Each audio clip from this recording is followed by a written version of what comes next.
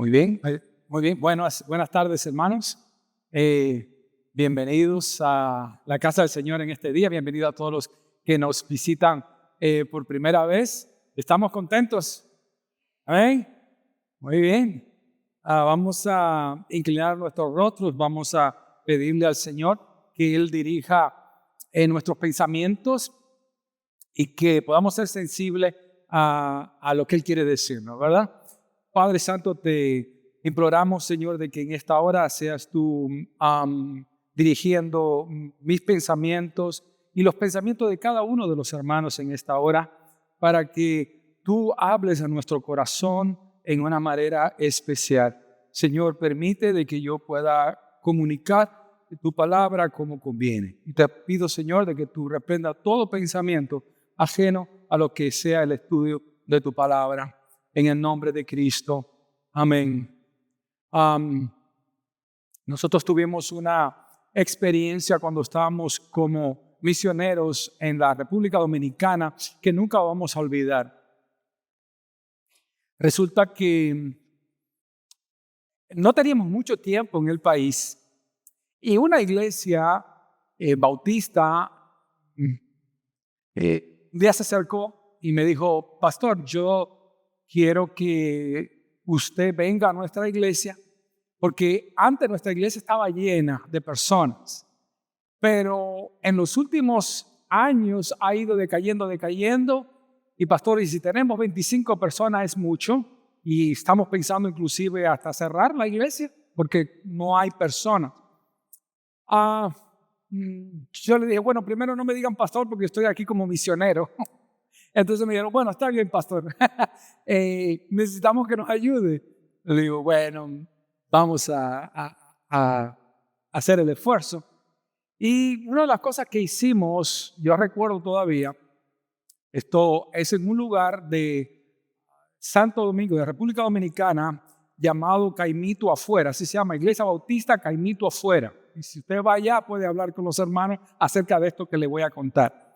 Fíjese que empezamos a ayunar y orar todos los sábados. Eso fue lo único que hicimos. Ayunar y orar todos los sábados.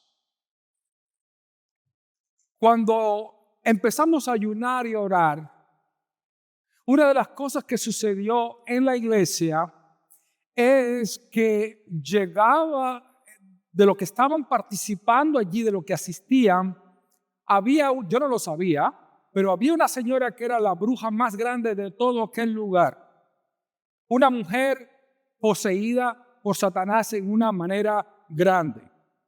Yo un día llego a la iglesia, nada estaba funcionando, y yo no sé, por el Espíritu Santo me dio la valentía de, sin yo conocer a esa señora ni saber ni lo que hacía, yo le hice una seña así, que saliera. Ella salió y lo único que dije, en el nombre de Jesús te reprendo. Y aquella mujer cayó en el piso, echando espuma por la boca, y con la ayuda del Señor y Claudia, que estaba conmigo, pudimos reprender a Satanás en ese lugar en el nombre de Jesús. Yo no soy carismático, yo no ando buscando demonios debajo de cada piedra. Soy pastor bautista por más de 30 años. Pero yo nunca había observado lo que yo vi aquel día. Nosotros vimos en aquel día a otra persona que estaba en la iglesia, que era maestra de escuela de niños, que en un estudio esa muchacha agarró y subió por la pared con los pies en el aire, con una levitación increíble, y toda la iglesia se quedó con la boca abierta. Y era maestra de la escuela de los niños. Hermanos, cuando nosotros decidimos ayunar y orar, porque no hicimos nada más, empezó el Señor a revelar qué era lo que estaba pasando en aquella iglesia. Hermanos, y le voy a decir para terminar, hay muchas cosas que pudiera hablar, pero para terminar un poco esta historia, creo que fueron 6 o 7 meses después, la iglesia empezó a llenarse al punto de que no cabían las sillas dentro del templo y hubo que sacar sillas y ponerlas desde afuera. Las personas oían el culto, la predicación por las ventanas. Ahora yo le pregunto a usted, hermano, qué era lo que estaba pasando. ¿Cuál es el problema que a veces enfrentamos en las iglesias y enfrentamos en nuestra vida personal? Y es que muchas veces, hermano, no vemos las cosas desde la perspectiva de lo que no se ve. Lo repito, el problema es que muchas veces no vemos las cosas desde la perspectiva de lo que no se ve. Hay luchas en los trabajos, yo entiendo. En la relación matrimonial hay problemas con los hijos. Nos enfocamos muchas veces en las personas, en lo que yo veo, a la gente que yo veo, pero no en la actividad diabólica que está ocurriendo detrás. Hermano, en el Nuevo Testamento nos habla de cómo nosotros tenemos que estar firmes en su palabra. Amén. Mi rol, mi responsabilidad no es atacar a Satanás. El objetivo mío no es machacarle la cabeza al diablo. Hermano, el objetivo nuestro es defensivo. Dios nos dio a nosotros una posición cuando Él nos llamó y nosotros creímos en Él. Él nos escogió, Él nos adoptó, Él nos aceptó, Él nos perdonó, Él nos sentó en lugares celestiales, Él nos hizo sobreabundar en toda sabiduría e inteligencia, Él nos hizo herederos de Cristo, nos selló con su Espíritu Santo de la promesa como propiedad de Él. Ahora lo que Él dice en Efesios capítulo 6 es, ahora defiende la posición que yo te he dado. Tú y yo, hermanos, cuando aceptamos a Cristo Jesús, pasamos de las tinieblas a su luz admirable, ¿cierto? Ahora estamos en la posición que se llama la palabra en Cristo. En Cristo tenemos todas esas bendiciones. Nosotros, mi querido hermano, no estamos peleando para ganar una batalla. No, la batalla ya fue ganada. El día que Él me llamó, Él me entregó una posición, me vistió con una armadura y me pidió que resistiera firme en mi posición. Pero Satanás, mi querido hermano, ya fue derrotado. Colosenses capítulo 2, verso 15, dice la palabra, y despojando a los principados y a las potestades, los exhibió públicamente, triunfando sobre ellos en la cruz. Ese Viernes Santo, antes de su resurrección, Cristo hizo 3 cosas con los poderes de la tiniebla. Dice que los derrotó, los avergonzó y los desarmó públicamente. ¿Para quién? Para nosotros. Pero por todo lo anterior, el Espíritu le dice a la iglesia, se lo dijo a la iglesia de Éfeso, nos lo dice a nosotros aquí en Calvary: manténganse firmes en esa posición de victoria que Cristo ganó en la cruz. Manténganse firmes en la victoria que Cristo ganó en la cruz. Manténganse firmes en la lucha del reino espiritual. Si usted se da cuenta, en el capítulo 1 se habla del reino espiritual y dice que todas nuestras bendiciones están en ese reino, en el reino espiritual. Capítulo 2, verso 6 dice que nosotros estamos sentados con Cristo en lugares celestiales. Capítulo 3, verso 10 dice que los ángeles operan en lugares celestiales. Y ahora nos dice en el capítulo 6, verso 12, que no tenemos lucha contra sangre y carne, sino contra ángeles en regiones celestiales. Mucho del ministerio y de la vida privada de nosotros, mis queridos hermanos, tiene poco que ver con el fruto, tiene que ver con la raíz. Desde los lugares celestiales, mi querido hermano, es donde proviene todo lo que nosotros experimentamos. Y nuestra capacidad o incapacidad para abordar los ámbitos de lo invisible es lo que determinará qué tan exitosos somos en esta lucha. Por lo tanto, este pasaje, hermanos, defiende una tesis que es que nuestra capacidad para poder abordar el ámbito de lo invisible es lo que determinará cuán exitosos seremos en lo visible. Pocas palabras, si nos enfocamos en el mundo invisible, la parte celestial, vamos a tener éxito en el mundo visible. ¿Capiche? Muy bien. Ahora la pregunta es, ¿cómo enfocarnos en el mundo de lo invisible de tal manera que yo pueda tener victoria en la vida ante la lucha espiritual y lo que se está moviendo detrás? Bueno, primeramente, nosotros tenemos que entender la naturaleza de esta lucha. Sí, si usted tiene ahí sus apuntes, la primera parte es, debemos entender la naturaleza de esta lucha. Y voy a leer el versículo 12. Porque no tenemos lucha contra sangre y carne, sino contra principados, contra potestades, contra los gobernadores de las tinieblas de este siglo, contra huestes espirituales de maldad, ¿dónde? En las regiones celestes, en ese ámbito. La lucha, ¿qué aprendemos de aquí? Bueno, que la lucha no es contra personas.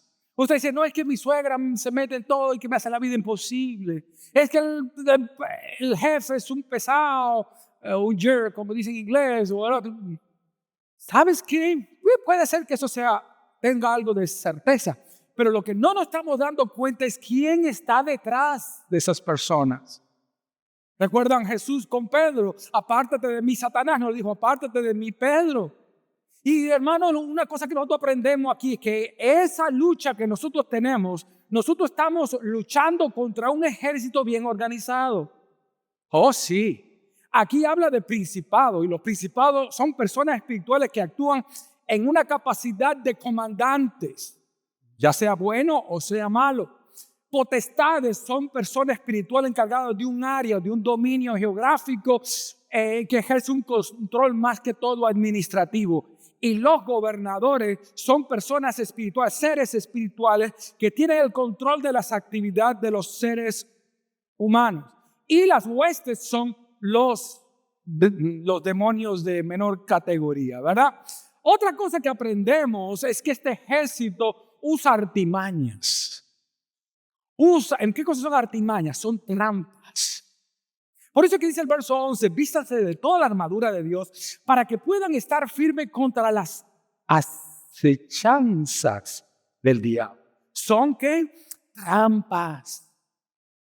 Ahora, otra cosa que aprendemos por el versículo 10 es que no podemos vencerlo en nuestras propias fuerzas, sino en las fuerzas de Cristo. Amén.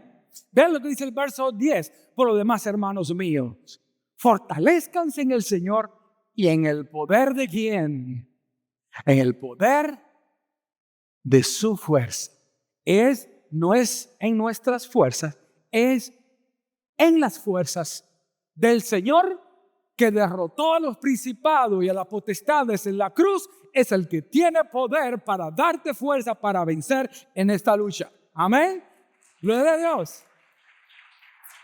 Y algo interesante aquí, mi querido hermano, es que yo no sé si usted se ha dado cuenta de esto, pero la Biblia habla aquí de un día malo. Mira lo que dice acá. Es interesante. Creo que a veces no le ponemos mucha atención. Por lo tanto, verso 13, tomen toda la armadura de Dios para que puedan resistir en el día malo. Y habiendo acabado todo, ¿cómo? Estar firme. Hermano, el día malo es el día o son esos días Cuando Satanás y su ejército ha decidido lanzar una ofensiva, lanzar un ataque empedernido contra usted, contra su familia, contra su matrimonio, contra sus hijos, para matar, para hurtar y para destruir. Son esos días donde usted va a sentir ataques mucho más fuertes de lo que usted haya experimentado antes. De ahí la importancia de mantenernos siempre con las armas para que no nos sorprenda esos días. Porque normalmente nosotros ponemos las pilas, pero es cuando ya el ataque está ahí y está bien. Pero tenemos que estar preparados para cuando venga, nosotros estar listos para enfrentarlo. Fíjense, la idea aquí de resistir al diablo no es atacar a Satanás. La idea aquí de resistir al diablo es de oponer resistencia y no dejar que él empuje más de tal manera que me tire para atrás. Esa es la idea que hay en este pasaje. Hermano, el Satanás quiere en ese día malo desanimarte, desanimar a tu esposa, desanimar a tus hijos, poner pensamientos de suicidio, poner todo tipo de problemas, de chisme, de esto, de lo otro, porque lo que él quiere es lanzar un ataque tan grande que tú no lo puedas soportar. Pero en Cristo Jesús tenemos la victoria, porque el que está en nosotros es mayor que el que está en el mundo. Gloria a Dios, gloria a Dios. Él se equivocó con nosotros, amén. Dios nos ha provisto de un equipo. Nosotros tenemos que estar preparados para esta lucha. Dos cosas, tenemos que estar apercibidos de la naturaleza de esta lucha, pero ahora tenemos que estar preparados para esta lucha. ¿Cómo? Bueno, nos vamos a enfrentar. Dice aquí, Dios nos ha provisto, aquí en este pasaje, de un equipo para operar en ese ámbito espiritual y vencer. Porque dice la palabra que nosotros somos más que ¿qué? Dios nos da una armadura, pero no nos las pone, ¿verdad? Él nos da la armadura. Es como el doctor la que le dice, ¿sabe qué? Tómese esta pastilla. Pero si yo no me la tomo. Y no dice algunas de las armas, sino dice todas. Ahora, ¿cuáles son esas defensas? ¿Cuáles son esos mecanismos que nosotros tenemos que tener para poder resistir, aguantar y no dejarnos caer? Número uno, y aquí lo voy a combinar a un par de ellas porque no tenemos mucho tiempo y tenemos otras cosas que hacer. Pero voy a combinar dos. Por supuesto, esto tiene un estudio mucho más profundo y voy a ir un poco por arriba. Pero me voy a concentrar en dos. Él dice aquí la palabra, ceñido los lomos con la verdad, con la espada del Espíritu, que es la palabra de Dios. Aquí hay dos aspectos, que es el cinturón de la verdad y la espada del Espíritu. La palabra verdad aquí es crítica, hermanos. Cristo dijo, yo soy la verdad. Amén. Esta palabra verdad aparece 365 veces en la Biblia de las Américas, en el cual nos da una idea de qué tan importante es esta palabra.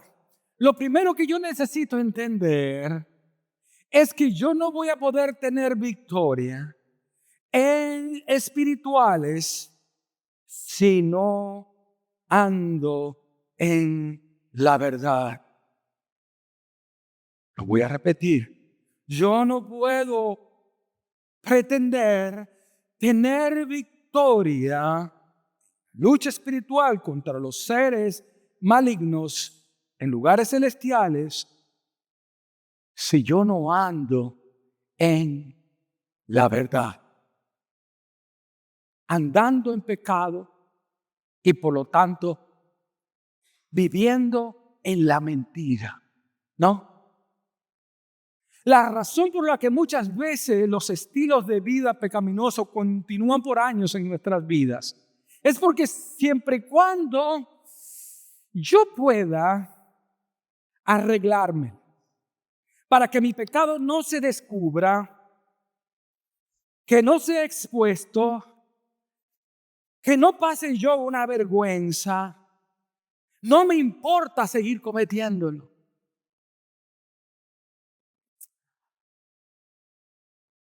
Mi problema, muchas veces, cuando digo mi problema, estoy refiriendo a nosotros como cristianos, es que no es tanto la ofensa a Dios lo que me preocupa, sino la vergüenza que yo pueda pasar.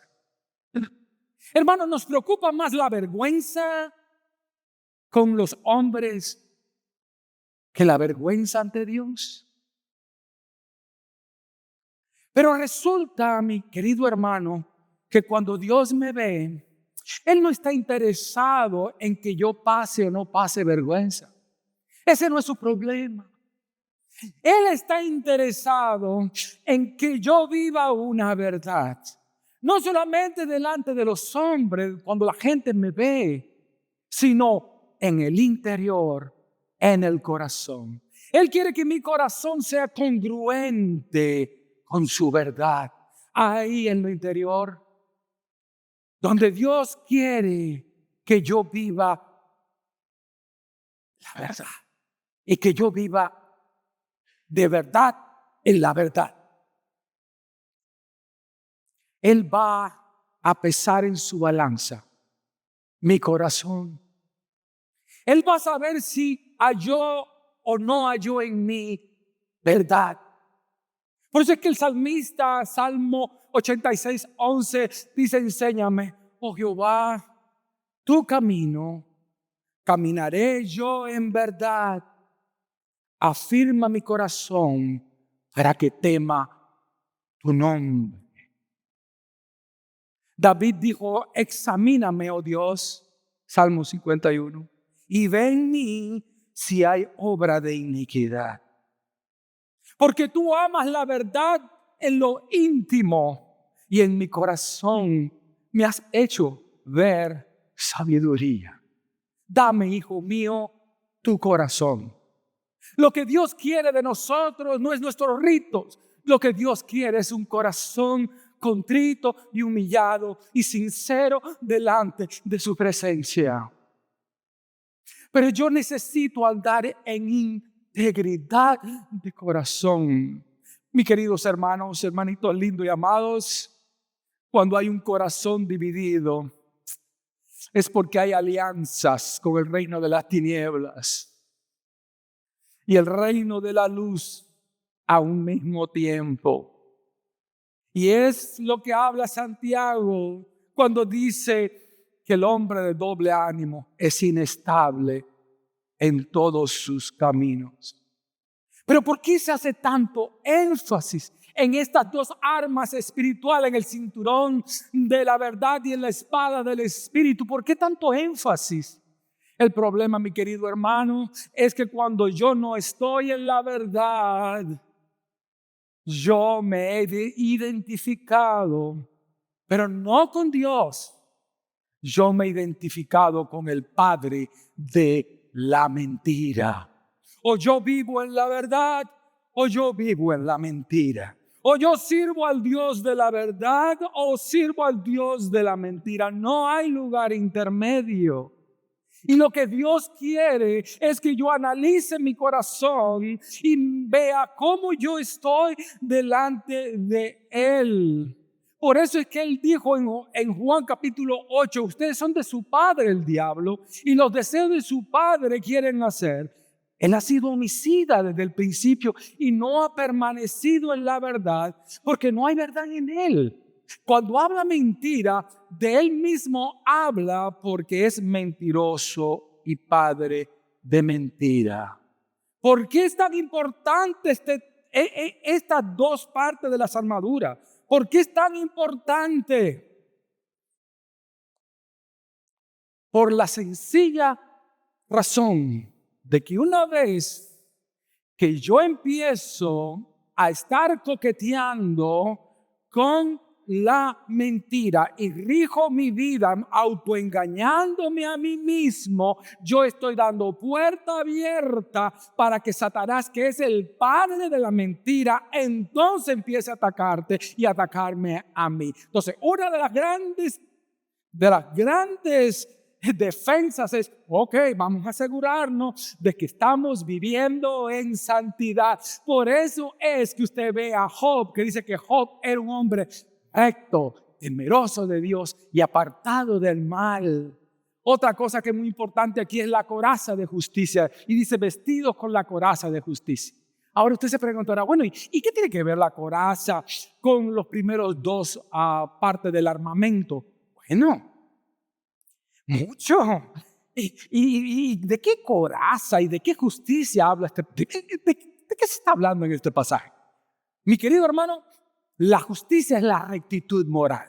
Es decir, es el comportamiento. Cuando yo vivo acorde a la verdad, cuando yo guío mi vida no tomando mis propias decisiones, sino aquellas que van acorde a su palabra, entonces eso afecta mi conducta. Por lo tanto, cuando habla de la coraza de justicia, habla del comportamiento, de la forma de nosotros actuar. Si estamos viviendo en la verdad, si tomamos decisiones conforme a la palabra de Dios, el enemigo no se puede meter. ¿Por qué? Porque cuando Jesús fue tentado, dijo, escrito está.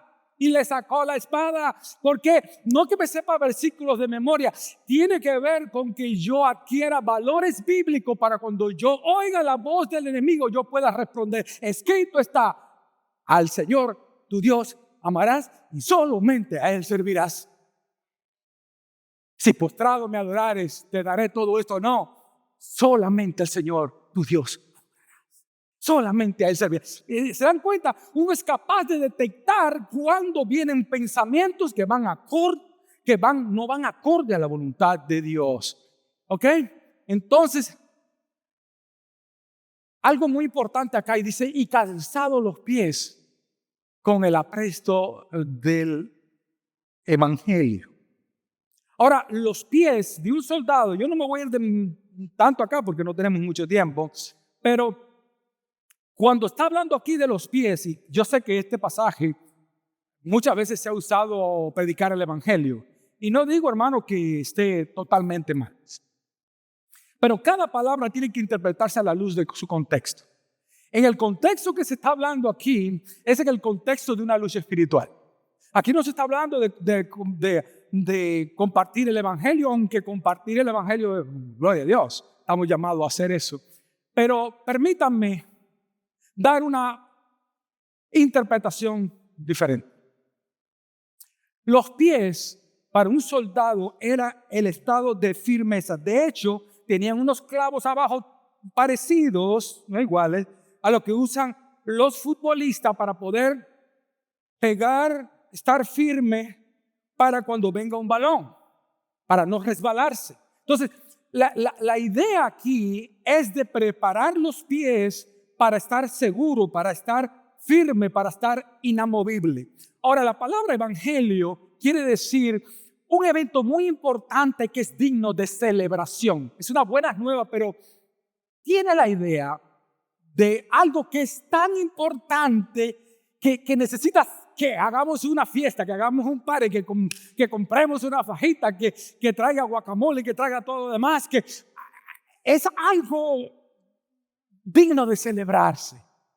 Ahora, paz, Irene, en griego, tiene la idea de la tranquilidad absoluta del alma. Entonces, si nosotros unimos los dos conceptos, ¿qué es pisar firme en el evangelio? ¿Qué es el evangelio? ¿Y por qué es tan importante o digno de celebración? ¿Cuál es el mensaje tan importante que merece una celebración? ¿Saben, hermanos, cuál es ese mensaje que es digno de celebración? Y es que en Cristo Jesús, cuando creímos en Él, encontramos la tranquilidad absoluta de nuestras almas. No es posible tener paz sin tener a Cristo. Si te afirmas, si te afianzas en la paz de Cristo, no hay diablo que te mueva, porque Él es mi paz. Cristo ha roto todas mis cadenas. Me encanta ese corito. Él es mi paz, Cristo ha roto todas mis cadenas. Él es mi paz, Él es mi paz. Echo toda mi ansiedad sobre Él. Él cuidará de mí. Él es mi paz, Él es mi paz. Él es mi paz. Y yo le digo a Cristo, Señor, me duele, pero dame paz. Señor, es duro pasar este trago amargo, pero dame tu paz. ¿Se dan cuenta, hermano, cuando vienen las luchas y las pruebas? El enemigo quiere robarte la paz. Pero está en nosotros si nos dejamos o no.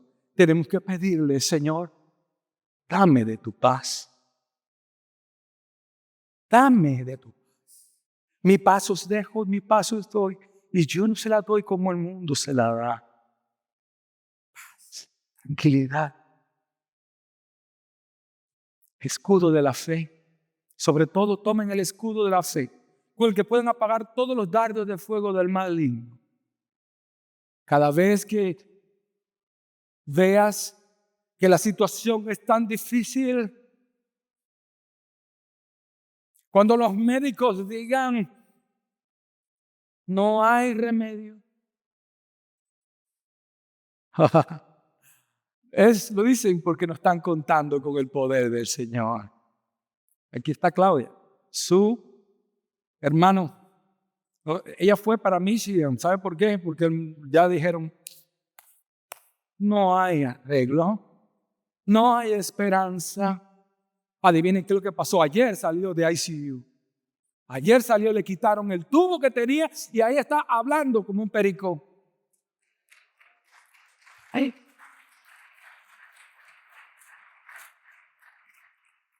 Van a venir cosas y vienen cosas en ese día malo donde tú vas a tener la tendencia de dudar de Dios. Fíjense que esa fue la estrategia de Satanás con Adán y Eva. Producir una desconfianza. No, es que Dios no te quiere. Es que Dios no. Dudar de Dios. El escudo de la fe. Yo sé en quién he creído y es poderoso para salvarme.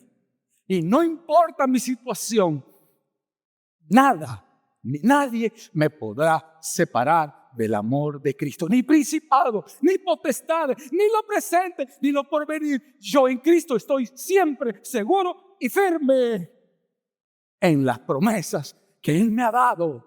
La fe, el escudo de la fe es usar las promesas que el Señor me ha dado. Es mirar lo que no se ve. Es mirar en el terreno de lo imposible. Porque si el Señor da la orden, sanarás. Si el Señor da la orden, aquello imposible se solucionará. Pero vivamos en el campo de lo imposible. Cuando Pedro estaba en el arca, el Señor le dijo, ven. Y cuando Pedro estaba dentro del arca, estaba en el mundo de lo natural. Cuando Pedro empezó a caminar sobre las aguas, estaba caminando en el terreno de lo sobrenatural. Y tenemos que entender, mi queridos hermanos, que él era un hombre igual que usted y que yo. Él era un ser humano, pero obedeció a la voz del Señor que le dijo, ven. Y yo creo que el Señor nos está llamando hoy diciendo, ven al terreno de lo sobrenatural. Ven al terreno donde están los milagros. No te fijes por lo que tú ves.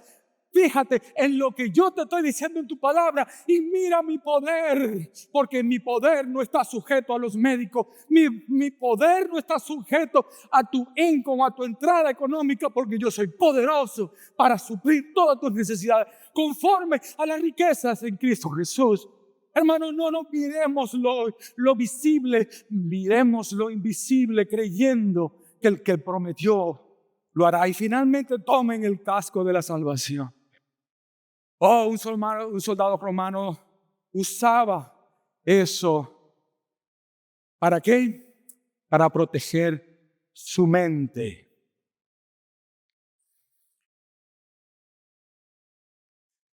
Hermanos, yo sé que muchas veces no nos sentimos dignos. Yo sé que muchas veces creemos inclusive ni que somos salvos. A veces podemos incluso dudar de nuestra salvación. Y es ahí donde el enemigo también quiere. Porque si usted dice, no, yo dudo de mi salvación, yo no creo que vaya a ser salvo. O hay gente, he oído esto. Dice el pastor, es que ya yo cometí el pecado imperdonable. Ya yo no puedo tener perdón de parte de Dios. ¿Sabe qué, mi querido hermano? En Cristo siempre hay perdón. Dice la palabra que si confesamos nuestros pecados, Él es fiel y justo para perdonarnos y para limpiarnos de toda maldad. Entonces, ¿qué es lo que está hablando aquí? ¿Por qué aquí en la cabeza? Porque tenemos que aprender a manejar los pensamientos, esas ideas de duda acerca de que Dios actuará, de dudas acerca de la salvación, duda de la provisión de Dios, culpa, desánimo, desorientación, depresión, desesperación, inmoralidad sexual, codicia, orgullo. Todo eso va dardos de fuego del enemigo. La idea es que el enemigo trata de lanzar una flecha y lograr que esa flecha, que es ese pensamiento que es de duda, se albergue en tu mente. Es como habla también la palabra de no dar lugar al diablo, no permitir que el diablo ocupe ninguna parte de mi mente. Dardos de fuego son esas dudas, son esos pensamientos de desánimo que tienden a destruirnos. Sentimientos de culpa. Ya le dije que Dios perdona y limpia. Necesidad económica, mirad las aves del cielo, que no siembran ni ciegan ni recogen, y vuestro Padre las alimenta. ¿No vales más que ellos? El que no escatimó ni a su propio Hijo, ¿cómo no nos dará con Él también todas las cosas? Y al final, no tenemos tiempo para entrar en esto, pero al final la palabra de Dios habla de mantenernos en oración, orando en todo tiempo, con toda oración, con súplica, estar guerreando espiritualmente en oración. Llenar los pensamientos, no con palabras de duda, reprender, hermanos. Dice la palabra que nosotros reprendamos todo pensamiento que no se ajuste a la obediencia a Cristo. Por eso que dice la palabra, 2 Corintios capítulo 10, que llevando cautivo todo pensamiento a la obediencia a Cristo. Yo tengo que tener control de lo que estoy pensando para no dar lugar a que el enemigo lance ningún dardo y empiece a hacer nido en mi mente. Pero dice la palabra, en todas estas cosas somos más que vencedores por medio de Cristo que nos amó y que se entregó a sí mismo por nosotros. Hermanos, la victoria es nuestra. Hay que echar la pelea, pero ya la tenemos ganada. Amén. Amén. Dios les bendiga, hermano.